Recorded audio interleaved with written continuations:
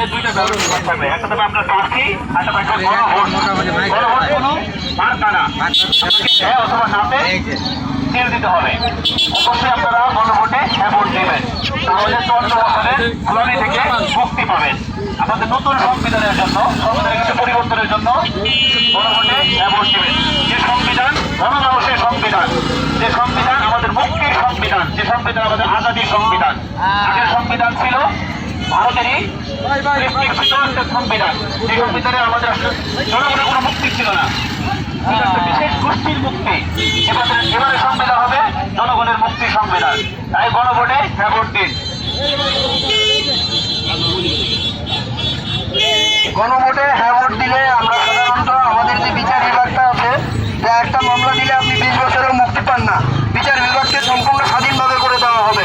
তারা কোনো রাষ্ট্রীয় এবং কোনো দলীয় প্রভাবে বিস্তার করতে পারবে না। তেমনিভাবে প্রশাসন, যখনই আমাদের দেখা যায় যে রাষ্ট্র পরিবর্তন হয়, প্রশাসন এক দলের মুখাপেক্ষি হয়ে যায়। প্রশাসন গণভোটে হ্যাঁ ভোট দিলে প্রশাসনকে সম্পূর্ণ স্বাধীন করে দেওয়া হবে। যেভাবে আপনারা দেখতে পাচ্ছেন সেনাবাহিনীরা সম্পূর্ণ স্বাধীন, কোনো রাষ্ট্রীয় বা কোনো দলীয় প্রভাবের সাথে যুক্ত না। প্রশাসন পুলিশকেও সেভাবে দলীয় এবং কোনো প্রকার রাষ্ট্রীয় প্রভাব মুক্ত করে দেওয়া হবে।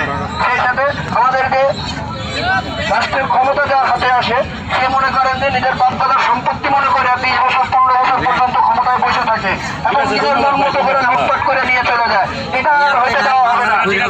এই গণভোটে যদি আপনি হ্যাঁ ভোট দিতে পারেন, একজন প্রধানমন্ত্রী 5 বছরের উপরে থাকতে পারবে না এবং শুধুমাত্র প্রধানমন্ত্রী হয়েই সেটা তাকে থাকতে হবে। একই সাথে দলীয় প্রধান এবং রাষ্ট্রীয় প্রধান, সেনাবাহিনীর প্রধান এত কিছু হইতে পারবে না। একজন মানুষ একটা কিছু হয়ে থাকবে এবং সর্বোচ্চ 5 বছরের মধ্যে তার ক্ষমতা বিস্তার করতে হবে। এভাবে আগের মতো 15-20 বছর নিজের বাপদাদার সম্পত্তি মনে করে খাইতে পারবে না। তাই আপনাদেরকে অবশ্যই গণভোটে হ্যাঁ ভোট দিতে হবে। গণভোটে হ্যাঁ ভোট দিন, 54 বছরের সেই গোলামি মুক্তি জীবন থেকে মুক্তি নিন। গণভোটের